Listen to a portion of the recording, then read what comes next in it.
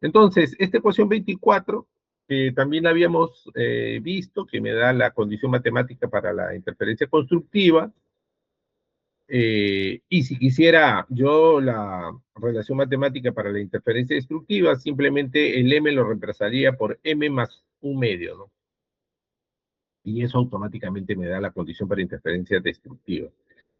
Retomando la ecuación 24 me está definiendo una familia de hipérbolas en el plano XY, ¿no? Esta ecuación, la 24, es la ecuación de hipérbolas, ¿ok? Y la familia de hipérbolas está constituido una vez yo defina M. Si M es 0, la diferencia de camino debe ser 0, ¿ok? Y en ese caso tendré una línea recta. Si M es 1, la diferencia de camino debe ser tal que siempre me dé el valor de 1 por lambda, o sea, de lambda, ¿no? Entonces esto yo lo puedo ver mejor expresado aquí, justamente la gráfica de esta familia de hipérbolas, ¿ok?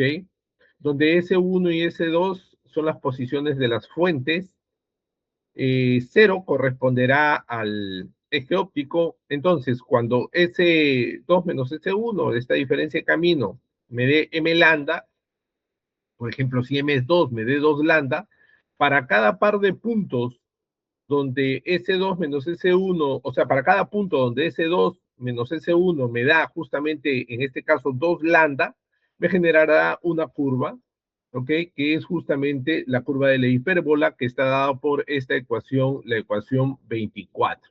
¿Se entiende? Hola, ¿están ahí? Sí, profesor. Ya, entonces, S2 menos S1 igual a M lambda es una ecuación para una hipérbola. Si yo fijo M a un valor, por ejemplo M3, S2 menos S1 será 3 lambda. Entonces, todo par de puntos, S1, S2, este, para el cual voy a tener 3 lambda, por ejemplo, me generará esta curva que estoy viendo acá, que es una parte de una hipérbola, ¿no? Bueno, entonces, eh, las franjas brillantes, que parten o que se generan a partir de dos fuentes puntuales coherentes como S1 y S2, se pueden graficar de esta forma. Esta es otra forma de verlo, ¿no? Y la distancia entre S2 y S1, o S1 y S2, a cualquier punto P sobre una franja brillante en este gráfico debe ser un número entero de lambda. Esa es la condición. ¿Ok?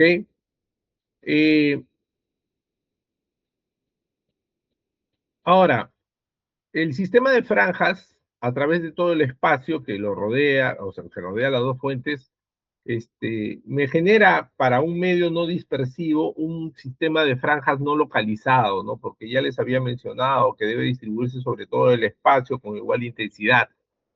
Sin embargo, nosotros lo que vemos en la vida real, en el laboratorio, cuando tenemos un patrón de interferencia, es que se ve la región central y a los costados o a los lados muy bien definido y luego se va perdiendo en cuanto a la intensidad. Y eso es porque la irradiancia que tiene la energía va siendo absorbida por el medio, ¿ok? Eh,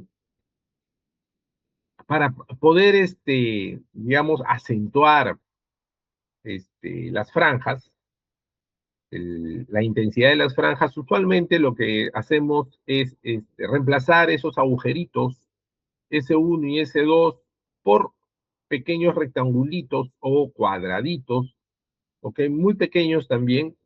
Y lo que hace esto es simplemente iluminar más o acentuar el patrón de interferencia. Ahora,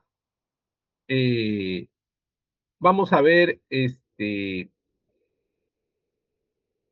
temas salteados, en el sentido de que hay cosas de que debido a la naturaleza, por eso que es complejo hacer este virtual, ¿no? Porque hay muchas cosas que explicar en la pizarra y no se puede.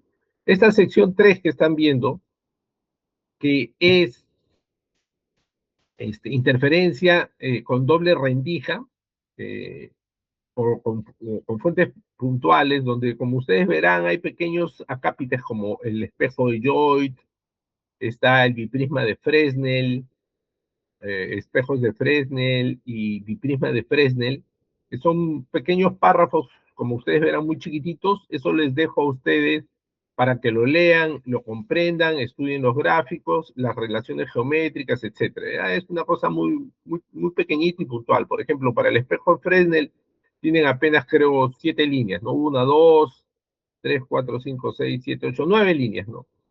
Para el biprisma de Fresnel algo igual y ya, ¿no? Entonces, esa sección, la sección 3, se las dejo a ustedes como tarea.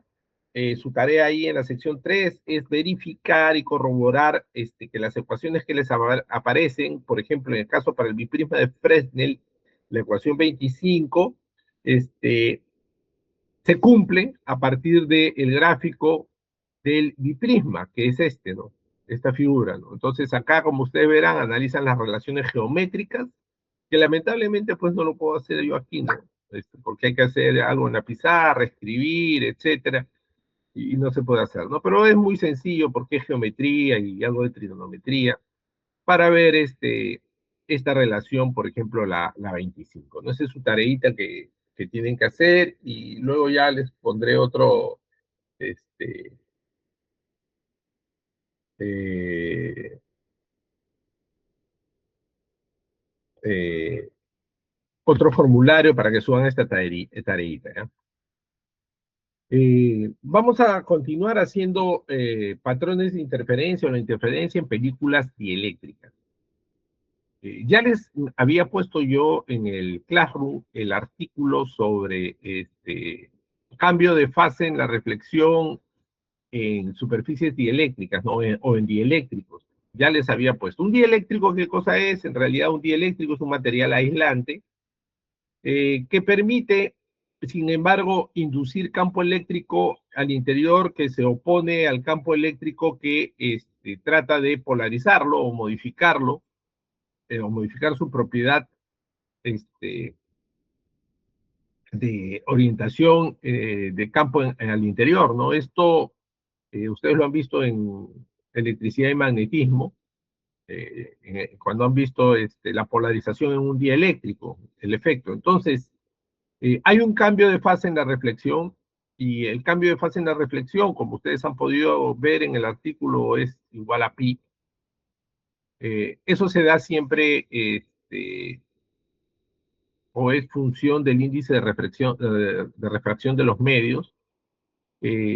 Películas dieléctricas, ¿qué son? Son películas, sí, ¿qué significan? Bueno, en general, antes de ponerme a explicar en detalle, tenemos un sustrato. Un sustrato es la superficie donde se va a depositar la película delgada. Se llama película delgada porque su espesor es muy delgado, ¿no? Por eso se llama película delgada. Usualmente las películas delgadas tienen un espesor del orden de longitudes de onda. Cuando se les quiere utilizar en, en constructos ópticos o cuando se les quiere utilizar para eh, algún artefacto electrónico, etcétera, ¿no? Entonces, hay formas para hacerlos depositados. La idea es tener un sustrato, que es un material, puede ser un vidrio, puede ser un cuarzo, el material puede ser eh, cualquier superficie, en general, en la forma más burda de expresarlo, puede ser cualquier superficie. Sin embargo, lo aconsejable es buscar un sustrato cuya interfaz, es decir, la cara donde se va a superponer o se va a sobreponer la película delgada, sea lo más homogénea posible para poder construir capas epitaxiales, es decir, capas que cuenten con una cierta periodicidad entre los depositados, ¿no? Bueno, esta es la parte técnica. Ahora, para depositar una película delgada hay técnicas, por ejemplo, alto vacío es una, pulse light deposition, es decir, deposición por un pulso de luz, es decir, deposición con láser, spattering, se puede utilizar también la técnica de spattering, se puede utilizar deep coating, se puede utilizar spin coating, se puede utilizar N técnicas, ¿ok? Incluso spray coating, es decir, ustedes agarran un spray, meten la solución que quieren depositar y rocían la superficie Y eso va a generar una película. La forma más burda de ver la película es, por ejemplo, ustedes están en la mesa de su cocina y derraman un poco de líquido de grasa que se esparce sobre la superficie. Luego de un tiempo ven que eso se ha como solidificado y te genera una pequeña capita de grasa, ¿no? Eso es una película. No aseguramos que es delgada porque evidentemente el espesor debe ser muy grueso, sí, quizás, pero la idea de película depositada sobre un sustrato, ahí está. ¿Ok? Entonces, la película delgada es todo medio que puede ser depositado sobre un sustrato cuyo espesor es muy pequeño. ¿Qué tan pequeño? Bueno, el qué tan pequeño depende de que para qué queremos la película. Podemos hacer o crear películas delgadas sobre un sustrato de 50 nanómetros, 100 nanómetros, 500 nanómetros, 20 nanómetros, 10 nanómetros, etcétera. ¿Hasta qué límite? Bueno, el límite lo da nuestra tecnología, ¿no? La tecnología que estemos utilizando. Ahora, ventajas. Cada vez que uno aminora la, el espesor de la película delgada, potencia las propiedades cuánticas del sistema, ¿no? Es decir, potencia los parámetros este, de, correspondientes a las relaciones o a las interacciones entre los átomos y moléculas. ¿Ok? Entonces, en el bulk, es decir, cuando tú tienes un material, por ejemplo, muy ancho de espesor, por ejemplo, un medio milímetro, un milímetro, quizás no tengas la mejor versión para poder obtener o poder visualizar las propiedades cuánticas de un sistema. Aquí en este gráfico tenemos un sustrato, que es donde se va a depositar la película, y su índice de refracción del sustrato es NS, N del sustrato. La película delgada ha sido depositada sobre este sustrato y el índice de refracción de esta película delgada es N sub F, que es el índice de refracción del film o la película. En este caso se ha tomado un medio transparente. ¿Por qué un medio transparente? Bueno, si el medio es transparente, permite que pase la luz, ¿ok? El medio puede ser algo opaco también. Eso originará que parte de la luz sea bloqueada y solo parte incida. El medio, la película puede ser también totalmente opaca, es decir, no permite que se transmita la luz, ¿ok? Pero para efectos de reemplazar las perdón, para efectos de resaltar las propiedades ópticas de la película, en este caso se va a analizar que el medio es transparente, es decir, permite el paso de la luz. N sub 0 es el índice de refracción donde se encuentra toda la película delgada. Ahora, esto quiere decir, por ejemplo, que es el aire, ¿no? Que es lo usual. Nosotros tenemos este laboratorio, lo que sea, estamos inmersos en un medio que es el aire, entonces N sub 0 el índice de refracción del aire, pero también podría estar sumergido en el agua, o podría estar sumergido en aceite, o podría estar dentro de un medio. Entonces, N sub 0 es el índice de refracción del medio donde se encuentra la película.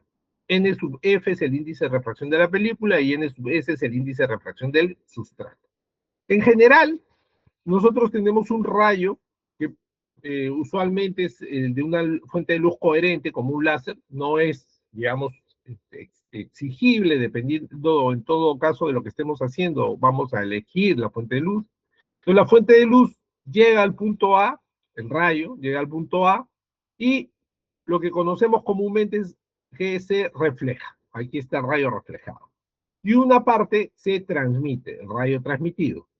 Entonces, rayo incidente, rayo transmitido, rayo reflejado. Perfecto.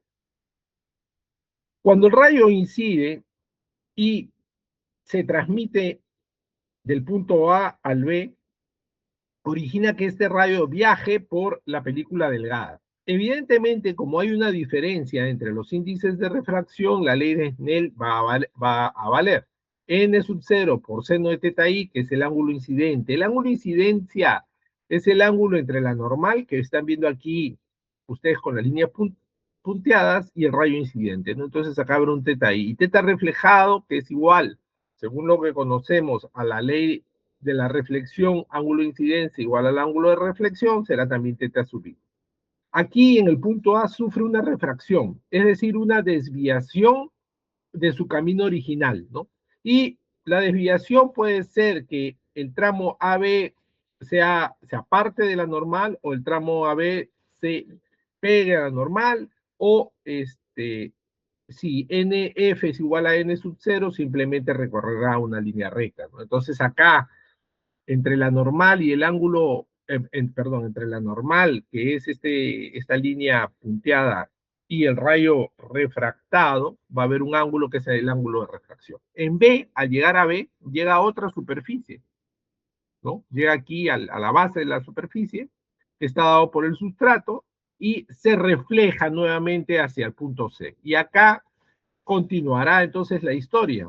Si yo coloco aquí otra perpendicular en B, tendré un ángulo de reflexión, un ángulo de incidencia para el rayo transmitido. Y en C, cuando llega a C, nuevamente se refractará hacia el otro medio, con la particularidad que el rayo refractado va a ser siempre paralelo al rayo reflejado. Es decir, el rayo que se reflejó inicialmente en el punto A y el rayo que se refractó en el punto C son paralelos. Esto se puede demostrar y los invito a que lo demuestren en una segunda tarea.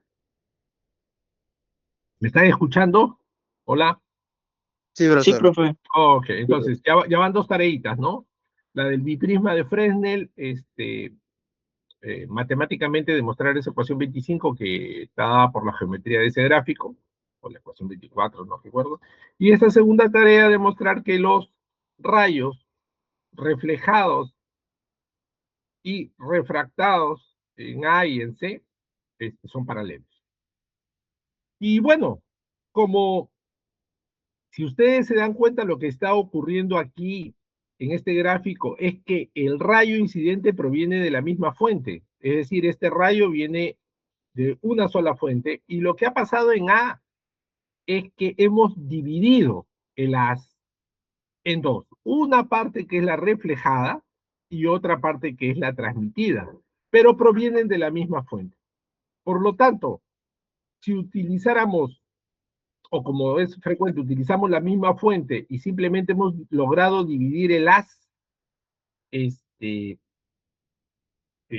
tenemos una gran probabilidad de generar un sistema que va a interferir constructiva o destructivamente, dependiendo de cómo viene luego la diferencia de fase, pero se está cumpliendo que en este caso el haz incidente se haya partido en lo que conocemos división de amplitud, ¿no? La amplitud del haz se ha dividido, una parte que es la parte transmitida y la otra reflejada. Ahora, es el mismo haz entonces que viaja de A a B, de B a C, y si ustedes se dan cuenta, al hacer esta partición en A entre una parte reflejada y otra transmitida, hemos logrado que un haz viaje más que el otro, es decir, hay una diferencia de camino. Así como nuestra ecuación para que exista interferencia constructiva era que S2 menos S1 igual a M lambda, S2 menos S1 una diferencia de camino. Entonces, tenemos ya aquí una diferencia de camino. ¿Cuál es esa diferencia de camino? Es el trayecto extra que recorre nuestro haz, es decir, de A a B más B, C, hasta que sale, ¿ok? Es diferente al camino que está recorriendo desde A, ¿ok? Aquí, los dos.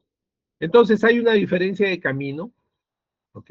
Esa diferencia de camino es la que me asegura luego la posibilidad de tener un sistema de interferencia.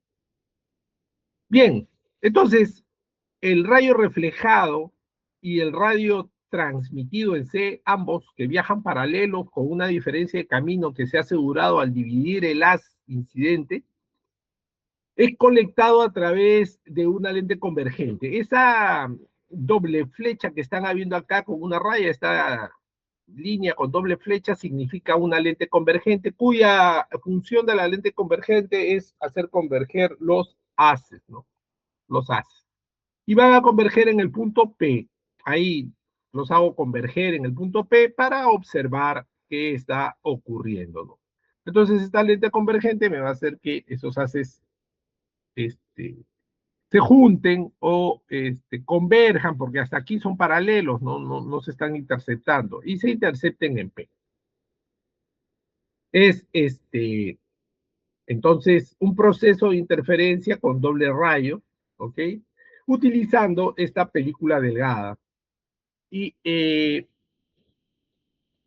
es un mecanismo también para lograr la interferencia, ¿no? A través de una película delgada. Notemos que no hemos hablado nada todavía del espesor de la propia película, que aquí es T. No confundir la doble flecha con esta línea que aparece en T, que es simplemente para indicar el rango o el espesor de T, con esta doble flecha que aparece aquí en la parte superior, que significa lente convergente. ¿Ok? Entonces, tenemos ya el sistema planteado y lo que está sucediendo. ¿Ok? Y vamos a ver el análisis, ¿no? Entonces, lo que tenemos es que la diferencia de camino óptico, que es este triángulo que ya lo conocemos, ¿no?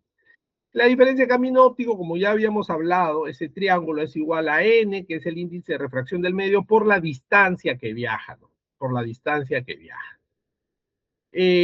Vamos a analizar nosotros aquí el caso de una refracción casi paraxial, es decir, pegada al eje. También eso habíamos hablado, ¿no? Es decir, que todo esto funciona cuando los ángulos son pequeños, ¿no? Este análisis que vamos a hacer. Entonces, vamos a ver lo siguiente. Los dos rayos, aquí lo voy a iluminar un poquito para ver la parte que estoy haciendo. No, esta parte. Los dos rayos se intersectan en el punto P, se superponen e interfieren, ¿no? Eso lo hemos logrado con la lente convergente. Como los dos rayos tienen una diferencia de camino, o viajan con una diferencia de camino del punto A en adelante, entonces hay una diferencia de fase relativa, ¿ok? Que va a producir interferencia en el punto P, ¿no? Eso lo habíamos conversado hace un momento. La diferencia de camino óptico, eh, que está denotado por este triángulo, para el caso de incidencia normal es la longitud adicional que viaja ABC por el índice de refracción, ¿no? Aquí están. Llega el ángulo el rayo incidente, se refleja, es refractado hasta B, en B es reflejado y nuevamente es refractado. El extra de camino que recorre el segundo rayo, este de aquí, es ABC, ¿no? Ese es ABC. Entonces, la diferencia de camino óptico será el índice de refracción por AB más BC, ¿no? Esas dos. Y bueno, es decir, el extra es AB más BC. Como estamos suponiendo que es una óptica paraxial, es decir, es una óptica pegada al eje óptico, aquí el gráfico, bueno, el gráfico tal y como está puesto nos indica simplemente que se ha dibujado exprofesamente para que se pueda observar correctamente, ¿no? Eso significa que el ángulo aquí, estos ángulos entre el eje y el rayo es grande. Acá aparentemente son casi 30 grados, no, eso va muy pegado al eje óptico todo. Entonces, si va todo muy pegado al eje óptico y los índices de refracción son de tal manera que AB no se despega, sino se acerca a la, al eje, a este eje de líneas punteadas, entonces A, B y BC son casi, se podría decir que son, como todo está pegado al eje, es como si estuviera todo casi paralelo, ¿no? Una aproximación. Es decir, A, B y BC son casi paralelos, es decir, B se pega más, se pega mucho al eje, ¿ok? A esta línea punteada, y podríamos decir que A, B y BC son casi paralelos, y como T es el espesor, AB más BC es como dos veces T, ¿no? Una vez será T será este espesor T debido a AB y el otro por BC, ¿no? 2T. Yo lo que me está diciendo acá.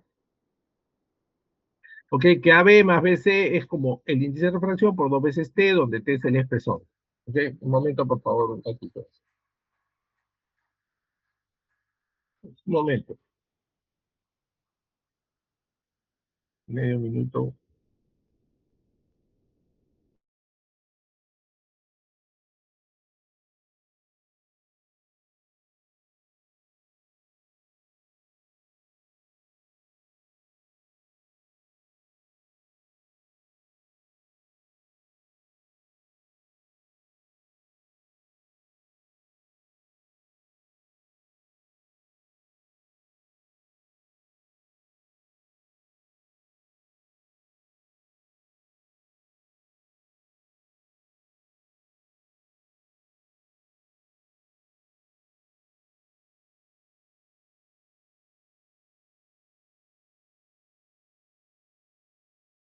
Ok, ok, disculpe.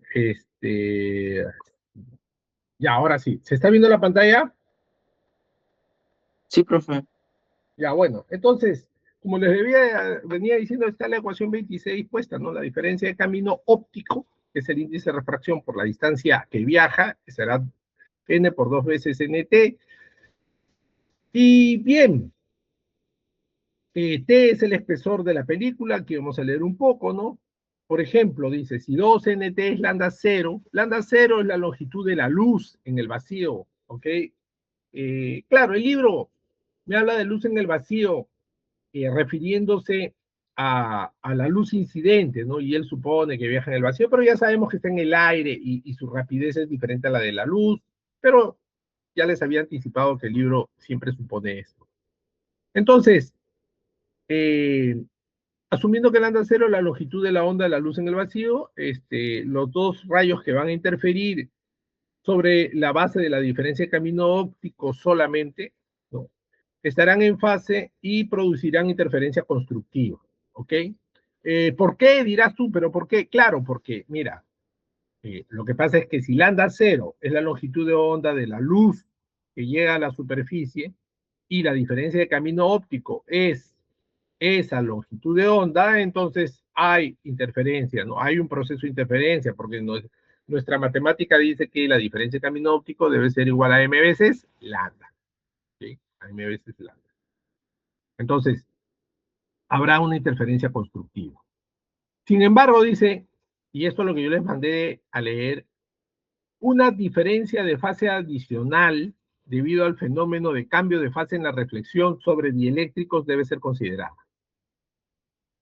¿No? Por eso estaba ese artículo que les mandé a leer, que era cambios de fase por reflexión en un dieléctrico, ¿no? Como estamos usando un material dieléctrico, debe haber un cambio de fase, es decir, hay una fase adicional que va a aparecerme, ¿ok? Debido a este efecto. Entonces, ese cambio de fase adicional debo yo considerarlo ahora, porque la diferencia de camino óptico va a ser en realidad, como veremos más adelante, igual a la diferencia de camino óptico producido normalmente más la diferencia de camino óptico por el cambio de fase.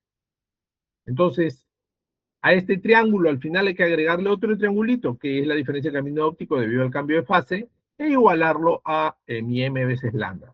Eso es lo que va a aparecer en el caso de un material dieléctrico, que es la mayoría de los materiales que utilizamos. Entonces, va a haber un cambio de fase adicional por, o debido a el cambio de fase en la reflexión del dieléctrico. Ahora, acá vamos a hacer una serie de suposiciones. Que el índice de refracción de la película delgada es mayor al índice de refracción del medio y que el índice de refracción de la película delgada es mayor que el índice de refracción del sustrato.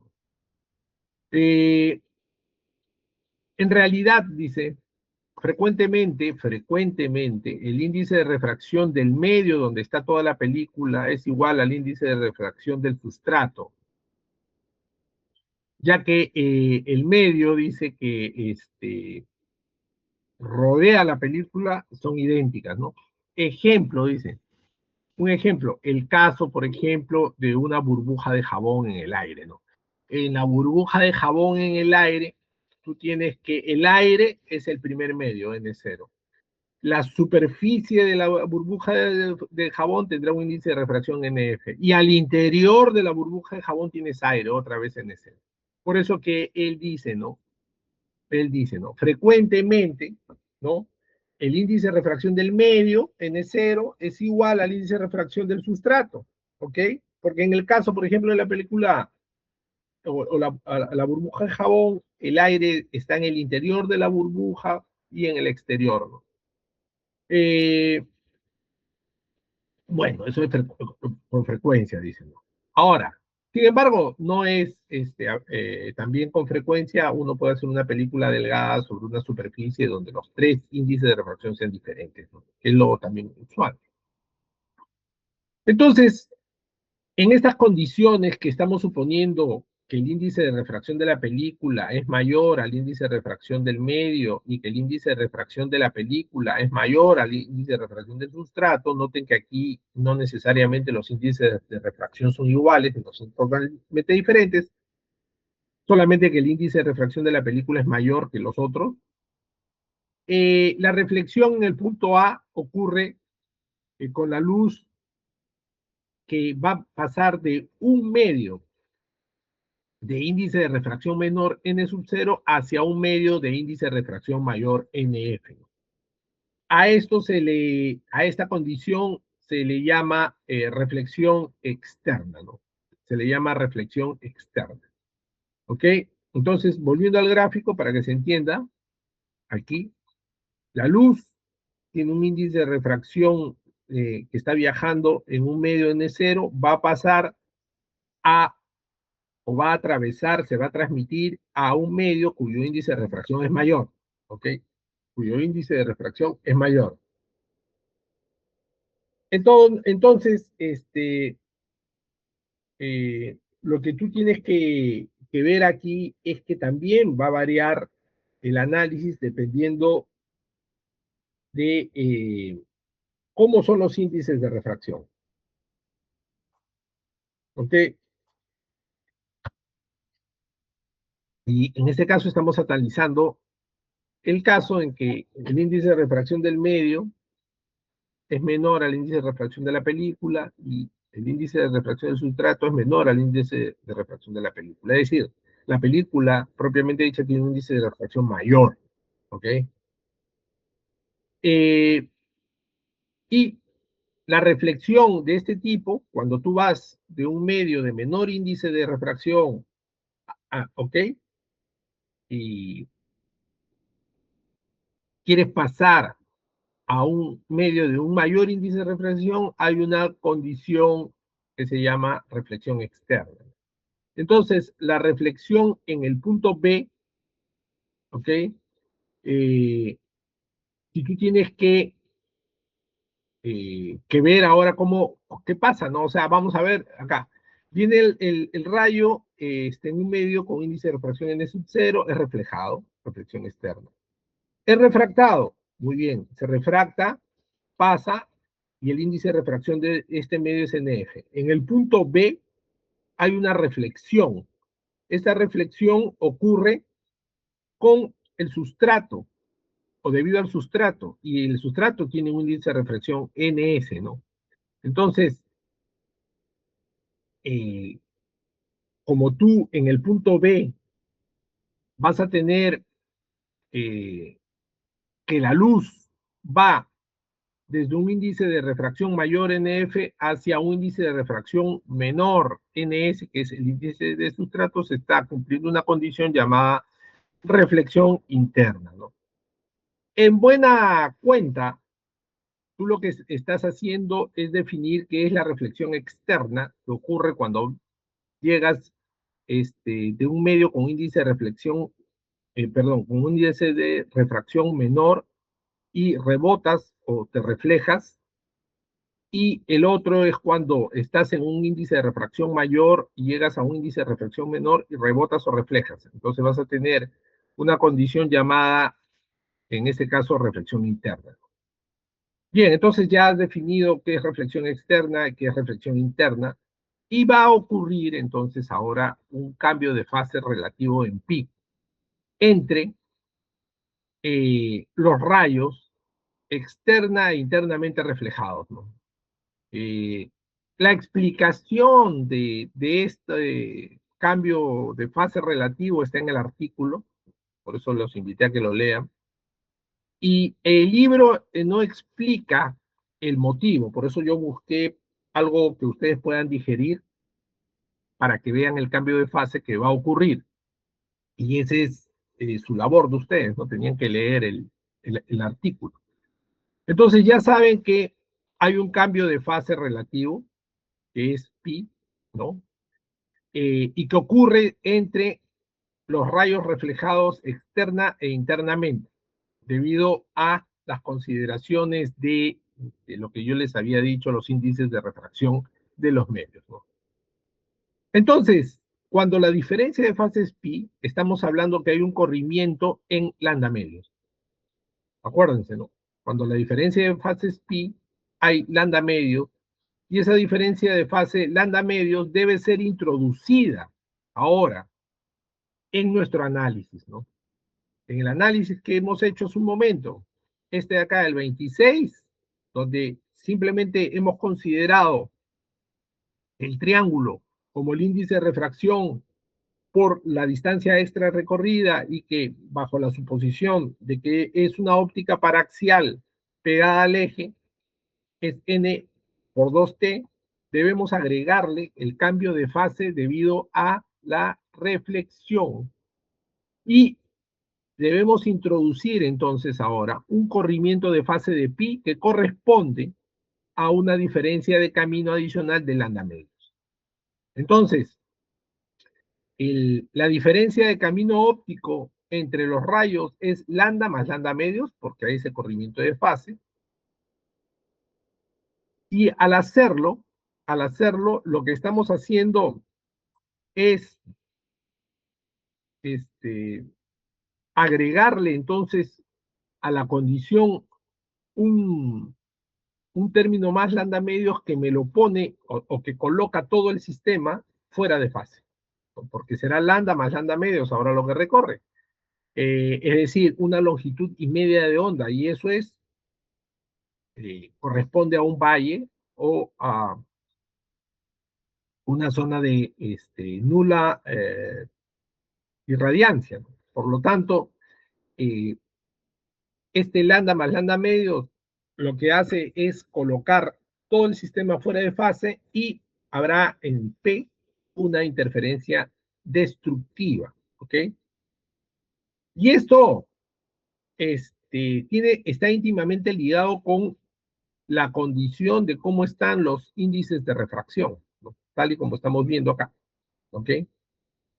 Si, por ejemplo, ahora me dice, si ambas reflexiones son externas, ¿esto qué significa? Que, bueno, el índice de refracción del medio incidente del haz es menor que el índice de refracción de la película, y es menor que el índice de refracción del sustrato, o sea, cambió ahora la argumentación de los índices. O si ambas reflexiones son internas, es decir, el índice de refracción del medio incidente es mayor al índice de refracción de la película, y mayor al índice de refracción de sustrato, no hay diferencia de fase relativa, y no se necesita tomar esta diferencia de fase relativa en consideración. Y en ese caso, hay la interferencia constructiva en P. Entonces, dependiendo de cómo son los índices de refracción, estamos viendo, vas a tener tu interferencia constructiva o interferencia destructiva en función a si ocurre reflexión externa, reflexión interna, ¿no? Entonces es importante tener eso en consideración, y eh, este tipo de análisis que hemos hecho se utiliza mucho en la técnica para, por ejemplo, eh, utilizar este, depositados sobre películas dieléctricas que contribuyan a una interferencia destructiva, es decir, un sistema de franjas donde no se muestre irradiancia y por lo tanto tú lo que vas a tener es un bloqueador de luz, ¿no? Eso para eso se utiliza este tipo de construcciones de películas dieléctricas, ¿no? Y acá lo dicen, ¿no? Un uso frecuente de estas películas de una sola capa es la producción de recubrimientos antirreflectantes, ¿no? Sobre superficies ópticas. En la mayoría de los casos, la luz ingresa a la película desde el aire, en ese caso n sub 0, que es el índice de refracción del medio donde viaja la luz, es 1. Más aún, si el índice de refracción del sustrato es mayor al índice de refracción de la película, no hay corrimiento relativo entre los rayos reflejados y la diferencia de camino simplemente determina el tipo de interferencia a ser esperado, ¿no? Si la película tiene un espesor de lambda cuartos, pero ¿de qué lambda? De lambda o la longitud de onda. El enlace en la película es lambda cuartos, donde lambda sub f es la longitud de onda de la luz en la película, entonces 2t igual a lambda f medios, ¿no? O el espesor es lambda f cuartos, ¿no? Porque t, acuérdate que es el espesor, entonces lo que me está diciendo, si el espesor de la película es lambda f cuartos, el espesor es t, entonces lambda f, si 2 baja sería cuartos, o lo que es lo mismo, 2 veces t, que es lo que viaja dentro de la película de A a B a B C, y que habíamos dicho que era el viaje extra que está realizando la luz incidente del medio, sería lambda F medio, ¿no? Ese 2T, porque estoy multiplicando por 2.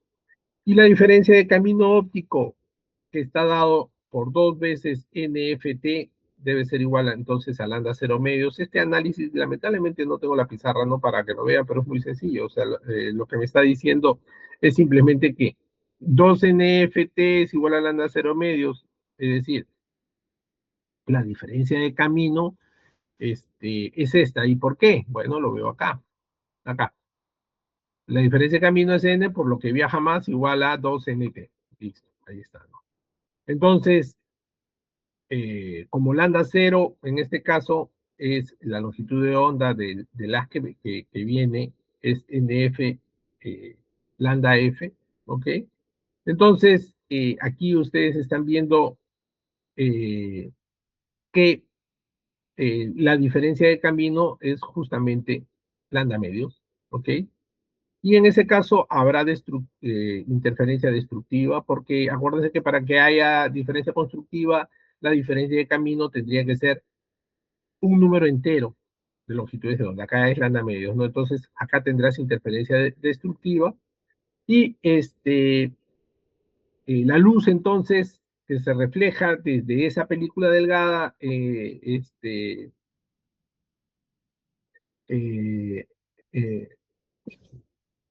eh, va a ser bloqueado, digamos.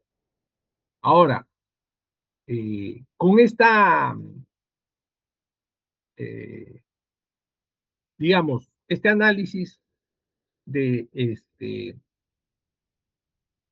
tener una película con espesor lambda cuartos, entonces uno puede manejar, por ejemplo, un bloqueador de luz, ¿no?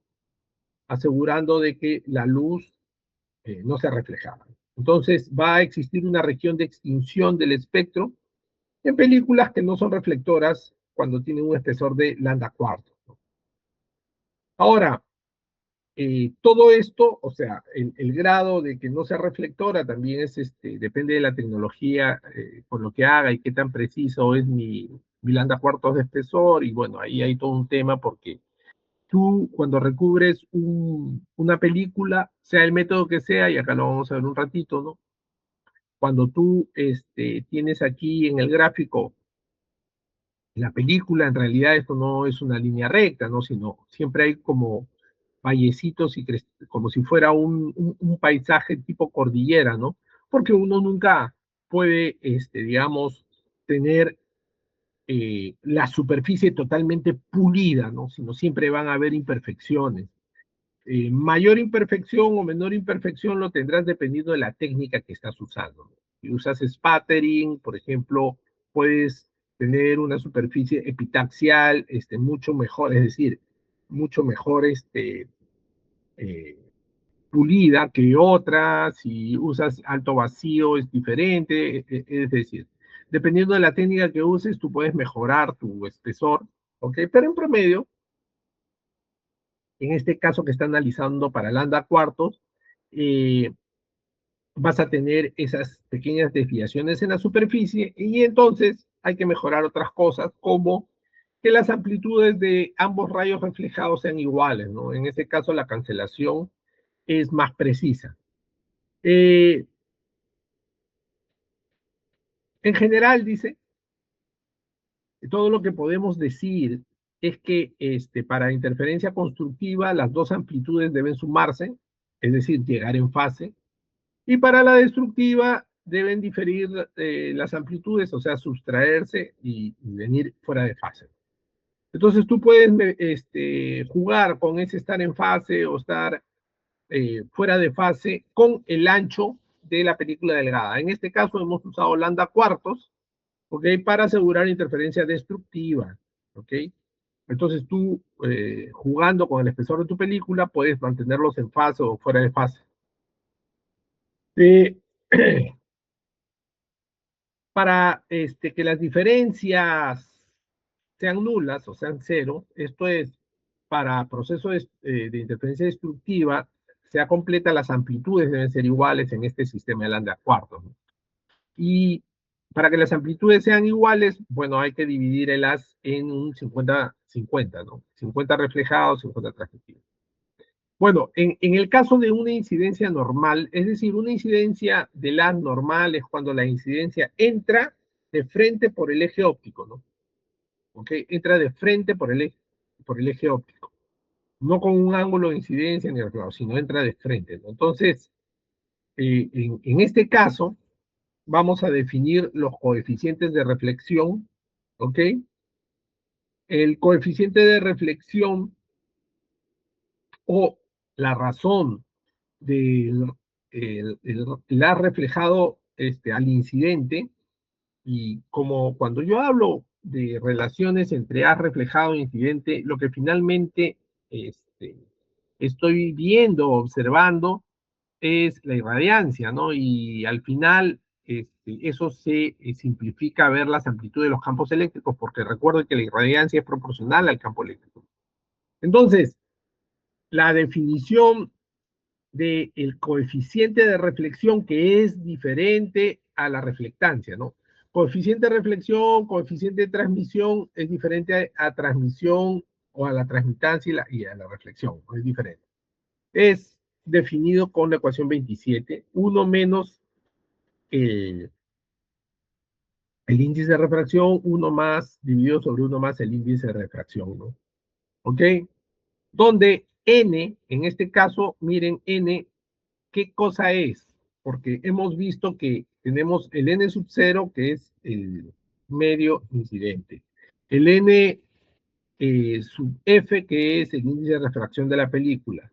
Y el n sub s, que es el índice de refracción del sustrato. ¿Qué n? ¿A qué n se refiere la 27? Bueno, el n que se refiere a la 27 es un índice relativo, que acá lo está definiendo, es n2 sobre n1. Es decir, como es de la reflexión, es el medio por donde se transmite la luz inicialmente será N1, y la superficie que golpea para reflejarse, que tiene un índice de refracción N2, es el que va en la parte superior. Entonces tenemos aquí el índice reflexión relativo, no, perdón, el índice de refracción relativo, N es N2 entre N1, es decir, el índice de refracción del medio que golpeas en la reflexión sobre, o para transmitirte o reflejarte sobre N1. Y en ese caso, las amplitudes de los campos eléctricos reflejados interna y externamente, dependiendo de cómo es N, porque ya hemos dicho, ¿no? ¿Cuándo se define la reflexión interna? ¿Cuándo se define la reflexión externa? Y eso depende de los índices de refracción. Entonces, las amplitudes de los campos eléctricos que se reflejan interna y externamente de la película en la figura 10 son iguales. ¿Cuál es la figura 10? Vamos a ver, acá está. No, esta es la 11. Vamos a ver un ratito la 10, ¿no? Aquí. ¿Ok? En la figura 10 deben ser iguales. ¿Ok? Las amplitudes de esos campos eléctricos deben ser iguales. Del reflejado internamente y el reflejado externamente. ¿Ok? Deben ser iguales esas amplitudes. ¿Ok? En ese caso, se está asumiendo o se está suponiendo que la película es no absorbente. Lo que sucede es lo siguiente, miren acá. Llega el haz, se refracta, se refleja y se refracta. Entonces lo que él me está diciendo es que estas amplitudes al final deben ser iguales. Por una sencilla razón, que es la conservación de la energía, o en todo caso es la irradiancia. Miren acá, observen aquí. ¿Están observando este gráfico? Sí, profe. Ya, El miren, 10. ¿por qué deben ser iguales? Miren, acá llega un haz con una irradiancia I grandota, ¿ok? Luego de lo que pase acá adentro, como es no absorbente el material, no se pierde energía, lo que sale, lo que sale acá debe ser I grandota. Si acá entra I grandota, acá debe salir I grandota. Pero acá en el salir I grandota, tú te estás dando cuenta que hay dos rayos. Uno del reflejado y el otro que proviene de la refracción, ¿no? Entonces, la suma de estos dos te tiene que dar I grandota. Y entonces, como estos rayos son paralelos y el medio aquí es no absorbente, cada amplitud de estos de acá debe ser igual. ¿Ok? Entonces, este es I grandota, este es sin medios, y medios y este es sin medios, ¿no? Y la suma te da I grandota. Es lo que te está diciendo ahí. ¿Ok? Porque imagínate que no fuera así, romperías el principio de conservación, ¿no? Si acá la suma te da más o te da menos, entonces esta energía o esta irradiancia no se está conservando. Y como el medio es no absorbente, debe darse que se conserve la irradiancia. Es por eso que él dice aquí, ¿no? Que las amplitudes de los campos eléctricos reflejados internamente y externamente de la película de la figura 10 son iguales. Porque se está absorbiendo o se está suponiendo que la película no, es no absorbente, ¿no? Entonces, eh,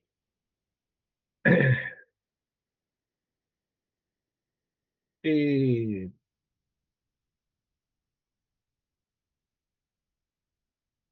eh,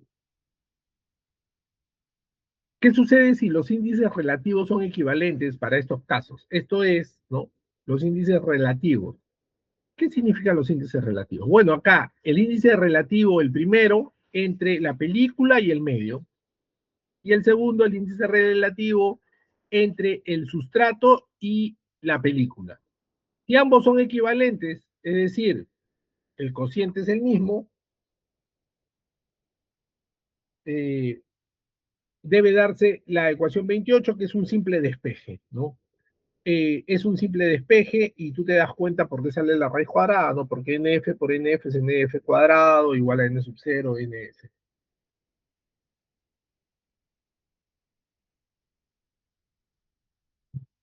¿No? Entonces te da la ecuación 28,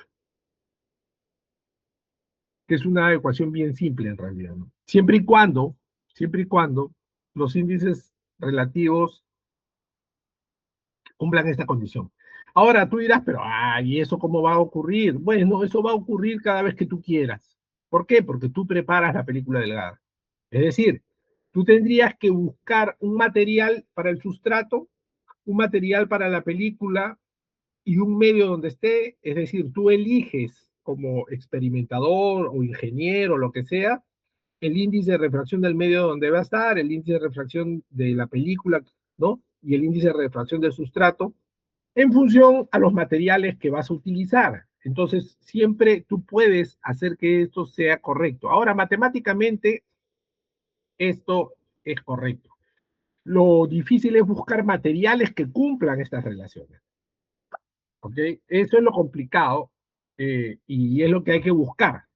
Entonces, acá, por ejemplo, un ejemplo para la ecuación 28. Dice, usualmente n sub 0 es 1, que es el del aire. Perfecto. Eh, entonces, hay que buscar un sustrato y una película que cumplan que NF es igual a la raíz cuadrada de NS. Es decir, que el índice de refracción de la película sea la raíz cuadrada del índice de refracción del sustrato. Hay que buscar. Por ejemplo, acá dice, acá da un ejemplo, ¿no? Por ejemplo, dice, para reducir la reflectancia de las lentes empleadas en instrumentos ópticos, cuando se utiliza la luz blanca, se hace una película de espesor lambda cuartos. Ya hace un momento hemos visto por qué lambda cuartos, ¿no? Porque lambda cuartos nos aseguraba que hay interferencia destructiva, ¿no? Y entonces, si hacemos lambda centrada en el espectro visible, es entre el amarillo y el naranja o el verde, creo, entre el amarillo y el verde, en el centro del espectro, ¿no? Entre 410 nanómetros a 760, ¿no? En la mitad del espectro, más o menos, que sería, por ejemplo, 550 nanómetros, y si se asume cociente de estos, o sea, un índice de refracción relativo de 1,50, idealmente el NF debe ser 1,22. No debería ser lo ideal para esa longitud de onda, ¿no? 1,22. Entonces, para efectos, una cosa es lo que te dé matemáticamente y otra cosa es que exista algún material que vayas a depositar con índice de refracción 1,22, ¿no? Entonces, el más cercano, lo han buscado, es el fluoruro de magnesio, el MgF2, fluoruro de magnesio, que tiene un índice de refracción 1,38. Pero tú dirás, pero profesor, 1,38 no es 1,22, pero es muy cercano. Es decir, la idea cuando uno hace, por ejemplo, en este caso, una película para matar la luz, en este caso para no permitir que se refleje, es decir, que no haya reflexión, es acercarse lo más posible, ¿no? Entonces, siempre hay reflexión, profesor, siempre habrá reflexión en algún grado, porque nunca vas a encontrar un material que exactamente te dé 1,22 o se le acerque mucho, ¿no? Entonces acá tienes 1,38, pero con 1,38 estás matando casi todo, ¿no? Va a haber una pequeña reflexión, pero no mucho, ¿no? Entonces, te acabas tú con el fluoruro de magnesio, crear un, este, digamos, un recubrimiento antirreflexión o antirreflector, ¿no? Y bueno, esa es la idea para el cual se pueden utilizar estas cosas, ¿no? Para tener, por ejemplo, superficies antirreflectantes, ¿ok? Eh, bien, entonces, ahora lo que hay que hacer es extender este análisis. Nosotros hemos hecho el análisis solamente para un sustrato y una capa de película. Ahora hay que poner depositados de películas sobre el sustrato. Y como ustedes están viendo aquí, la idea es la misma, ¿no? Un, un rayo entra, una parte se refleja, una parte se transmite, adentro hay reflexión interna, otra parte es reflejada, otra vez es refractada, rayos paralelos. La parte que acá se reflectó, como dice la teoría, una parte también se transmitirá y ocurrirá lo mismo, ¿no? Es decir, de, el, de la del rayo incidente ocurren múltiples reflexiones y refracciones hacia el interior y vas a tener este esquema. Y vas a tener los casos descritos dependiendo también de los índices de refracción que estés manejando para las películas. puedes hacer depositados de películas diferentes, es decir, la primera capa es una película delgada de un tipo, de cierto material, la otra es de otro tipo de material y la otra de otro tipo, dependiendo de lo que estés haciendo, y vas a tener multicapas, ¿ok? Vas a tener multicapas. Y para hacer el análisis, entonces vamos a recurrir a un constructo geométrico y luego lo vamos a tratar de extender. ¿Okay? Vamos a tratar de extenderlo al efecto multicapas. Es lo que viene a continuación, ¿no? Vamos a tratar de extenderlo al efecto multicapas. Bien, entonces, tenemos el rayo incidente aquí, índice de refracción del medio incidente n sub 0, tenemos la película. ¿Ok? Tenemos la película y solamente estamos analizando entonces el medio incidente y el medio de la película. El rayo incidente es reflejado de A a D, ángulo de incidencia igual al ángulo de reflexión, aquí está, ley de la reflexión. Una parte del rayo incidente es transmitido, aquí está, ángulo de θt de transmisión, ¿ok? Es transmitido. Entonces lo que vamos a ver a continuación es cómo vamos a hacer este análisis multicapa, ¿ok? Analizando una capa y luego tratando de extrapolar. Bien, entonces acá el transmitido de A a B llega a B y en B se refleja. No estamos analizando que de B se siga refractando y transmitiendo porque ese sería el multicapa. Esto lo vamos a extrapolar. Muy bien, es reflejado de B a C y una vez que es reflejado de B a C es transmitido otra vez al medio de índice de refracción N0. Ya sabemos que estos rayos son paralelos los de acá. Y bueno, lo que sigue, las relaciones entre los ángulos, miren acá son triángulos semejantes, ¿no? El triángulo AEG es semejante al triángulo BEG, entonces teta T aquí. Ahora, el triángulo ADC es similar a otro triángulo que se construiría acá y por lo tanto el ángulo de incidencia pasa aquí y eso lo pueden verificar geométricamente.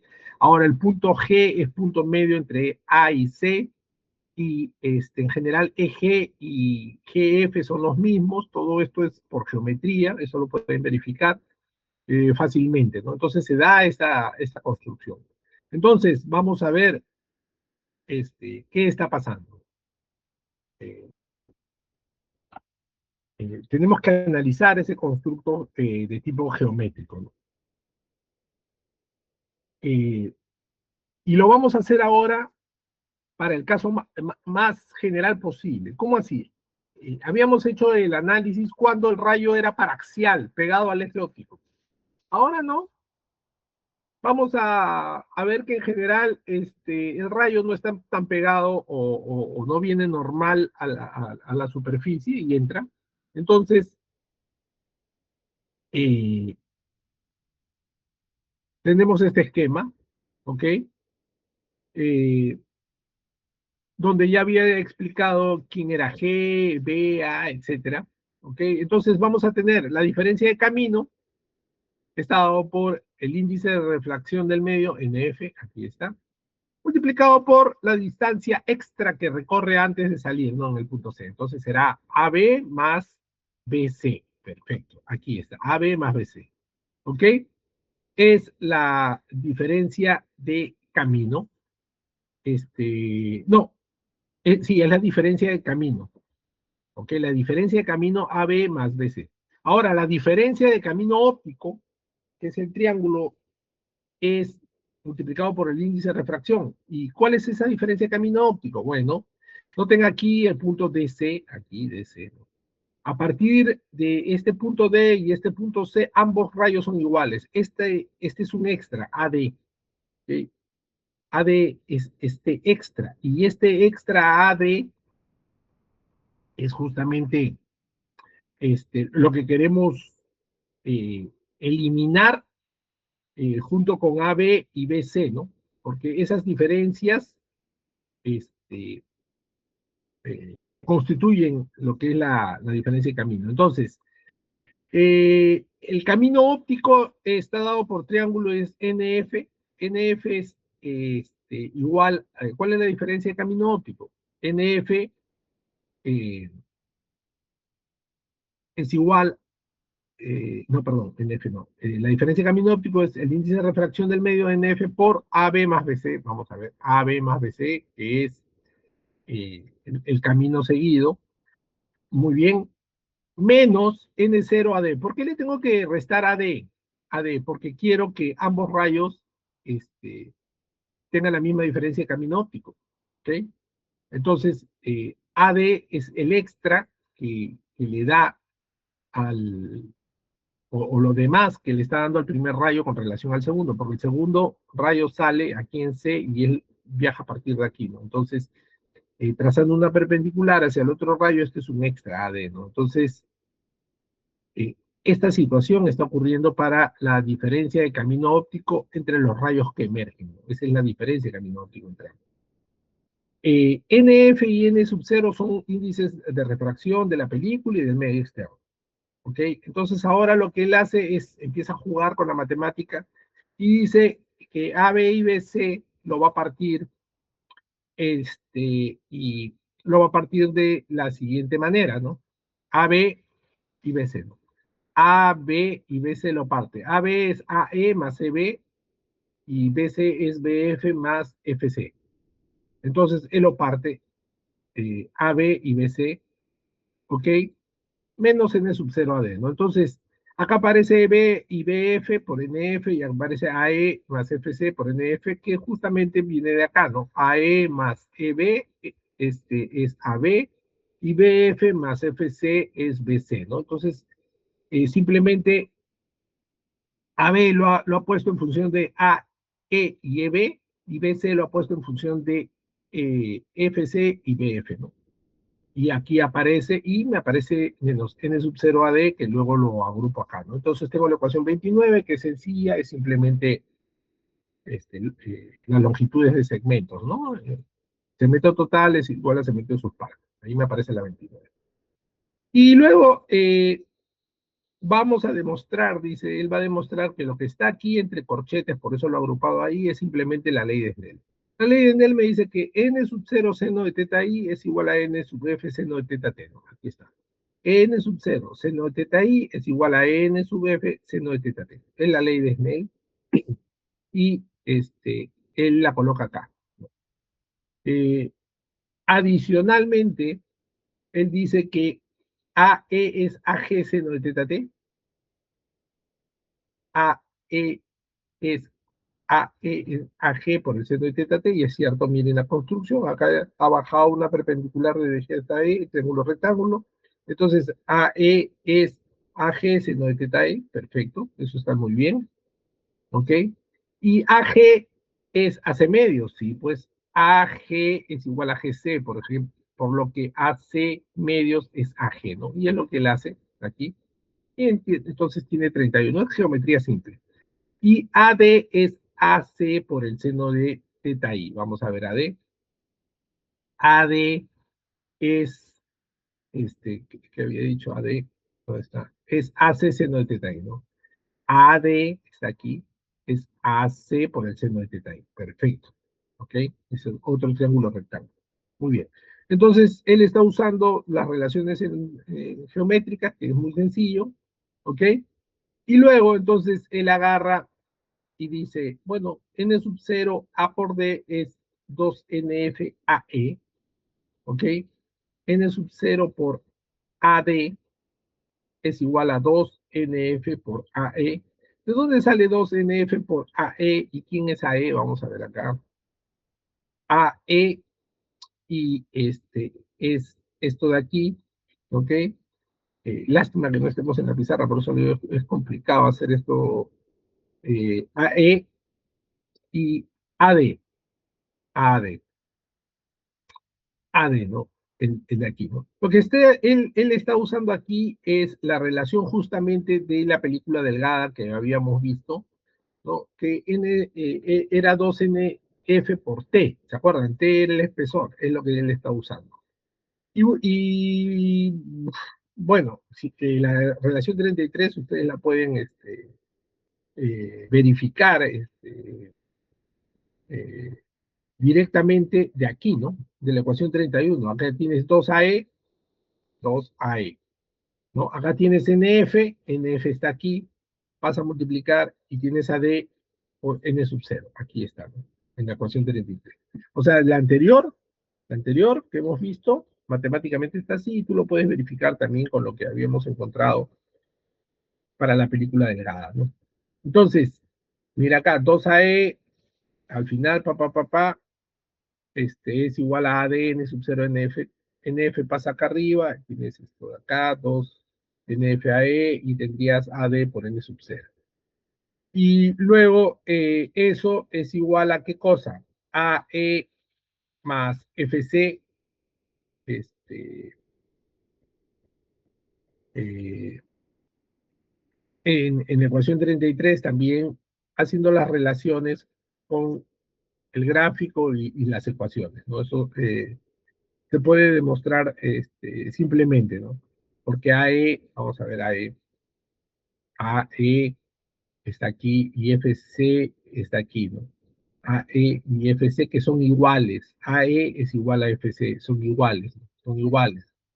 Entonces, como son iguales AE y FC, dos veces AE es como sumar AE más FC, porque AE y FC son iguales. Entonces, FC en realidad es igual a AE y sería dos veces AE, ¿no? La ecuación 33 es válida, ¿no? Y con eso, con esto y de la ecuación 29, que tengo aquí, etcétera, generalizando, obtengo la diferencia de camino óptico como NFEB más BF igual a 2NFEB, ¿no? Esta longitud de B se puede relacionar con el espesor T de la película por EB T coseno de teta T. Vamos a verlo. EB, ¿dónde está? Aquí está, ¿no? Este es teta T, este es teta T. Este es T, el espesor de la película, ¿no? Y este espesor es igual a BG, ¿no? A BG. Entonces, EB es BG por el coseno, ¿no? Es por el coseno de teta y finalmente obtienes entonces la ecuación 35 para la diferencia de camino óptico. Entonces, la ecuación 35 me da la diferencia de camino óptico en ese sistema este, eh, en función al espesor, ¿ok? Al índice de refracción y al ángulo reflejado dando por la ley de Snell, ¿no? Muy bien. Si la incidencia fuera normal, es decir, si el rayo entrara de manera perpendicular al sistema, el ángulo de incidencia es igual al ángulo de transmisión igual a 0, coseno de 0 sería 1, y la diferencia de camino óptico sería 2 veces NFT, así como habíamos encontrado, por eso les decía al inicio, ¿no? Al inicio. ¿Ok? Y en ese caso, la diferencia de fase que es el delta, que se acuerdan que era acá por el triángulo, es 2pi sobre lambda 0, triángulo, donde lambda 0 es la longitud de onda de la luz. Muy bien, entonces, la diferencia de fase neta debe tomar en consideración ahora posibles diferencias de fases que ocurran en la reflexión, que ustedes ya saben, ¿no? El cambio de fase por reflexión.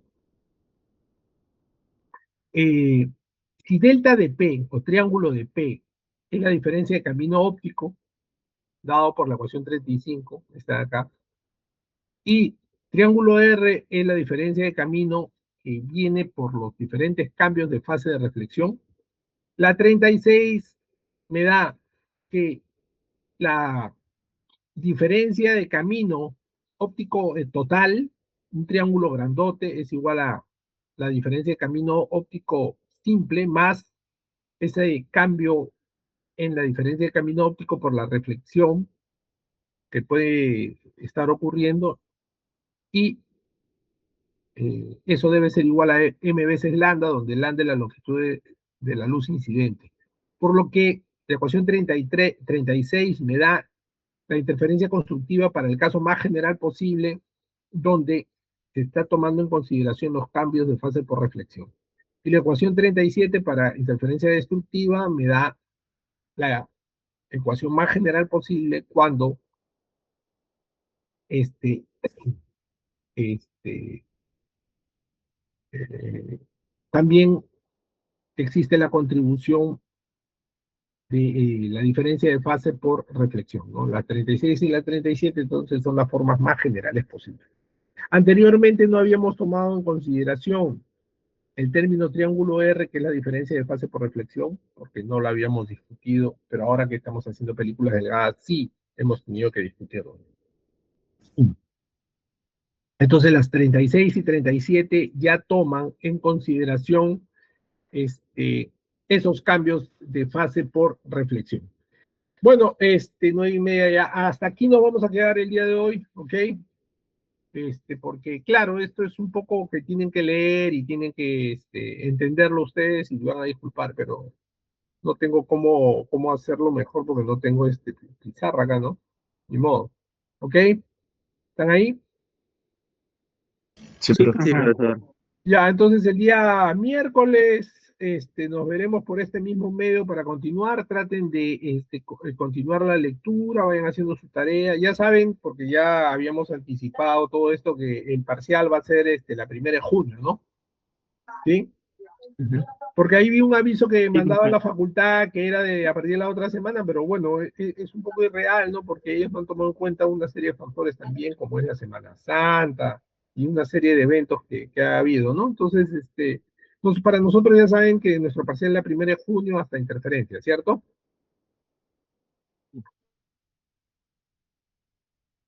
Sí, sí, eso sí, ya habíamos. Ya, entonces, nos estamos viendo el miércoles, ¿ok? Ese es mi profesor. Ya va, profe.